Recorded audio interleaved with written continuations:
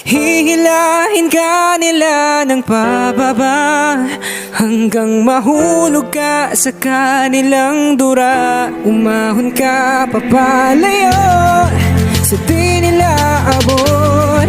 Hayaan mo sila bang nakatingala sa'yo.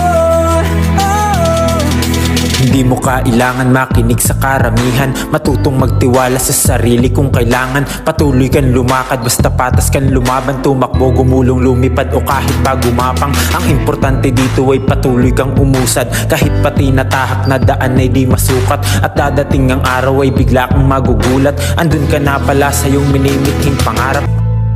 Hihilahin ka nila ng pababa hanggang mahulog ka sa kanilang dura. Umahon ka papalayo sa di nila abot.